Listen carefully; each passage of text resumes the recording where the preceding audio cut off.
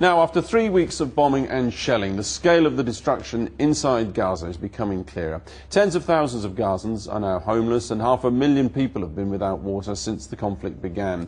Israel and Hamas announced ceasefires at the weekend, and Israeli troops are gradually withdrawing. Our Foreign Affairs correspondent Jonathan Miller reports from Gaza. Gaza's government buildings have been pummeled. These, the ministries of Finance, Interior and Foreign Affairs. The infrastructure of a future independent Palestinian state. To Gazans, it's evidence that Israel never wanted one. We drove through Gaza City past the wreckage of its 22-day-long bombardment. This was an ambulance. 13 paramedics have been killed in this conflict. Even the dead were not sacred. We saw 2 graveyards, one bombed, the other driven over by tanks. Some of the targeting looked like wanton destruction. I saw the tops of 3 minarets blown clean off. We arrived at the UN-run Bejt Lehiji primary school, which took direct hits on Saturday morning, the very last day of the war. 1,891 refugees were sheltering here. The Israeli army knew this and had the coordinates. A worker here filmed on his mobile phone the aftermath of the first 2 white phosphorus shells to explode at 6:45 in the morning. As he was filming, another shell slammed into the school, this time an artillery round.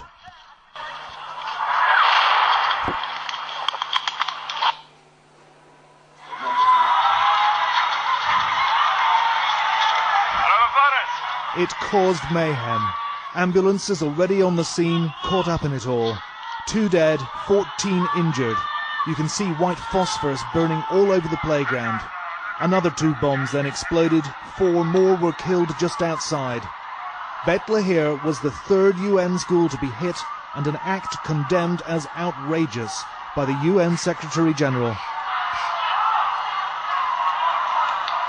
The school authorities have been gathering up some of the shrapnel and shell casings of what hit the school in the incident of the 17th of January.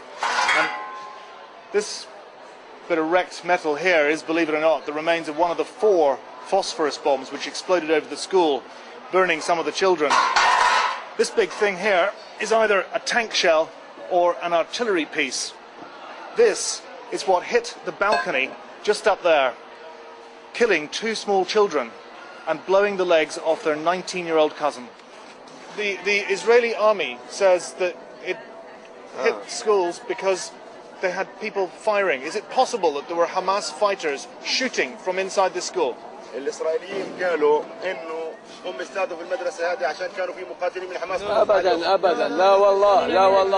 Absolutely not, they said. There were definitely no militants in here. People were sleeping. There was no gunfire.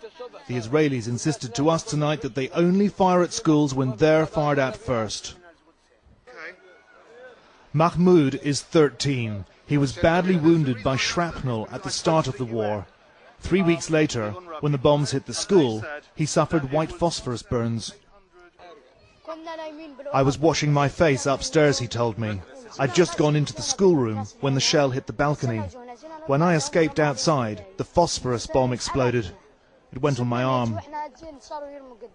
There's quite a lot of this white phosphorus still lying around, and days after the bombs were dropped, it's still extremely dangerous. Watch what it does when it's exposed to oxygen.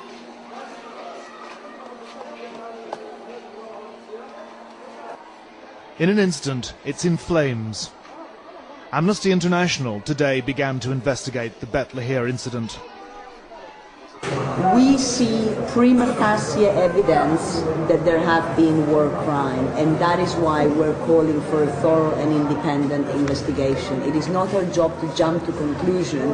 We are saying that we're seeing prima facie evidence that is imperative that should be investigated. Each side in this conflict has accused the other of war crimes. Hamas's rockets deliberately targeted civilians. Israel cast civilian dead as unfortunate collateral, but a horrified world's not convinced. At Gaza's UN HQ, the flag's at half-mast. 4 UN workers have been killed. Its huge warehouse hit by phosphorus bombs last week. I'm not seeking, people to be preoccupied with what has happened to the UN. I want to know about accountability for those two little boys, 5 and 7 years of age, who are undisputably innocent. But there is undisputably innocent. This is in the Bejt Lehiji school. Yeah, as they are dead. They're dead now.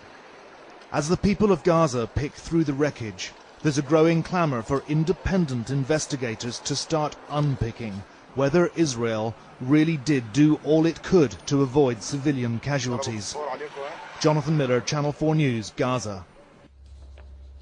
Jonathan Miller there. Well, Israel's Foreign Minister Tzipi Livni said today, and I quote, "Israel had to carry out this operation. I am at peace with the fact that we did it." Asked about the civilian death toll, she described it as the product of circumstance. And she said again that she blamed Hamas for fighting within population centres. Now, after the break...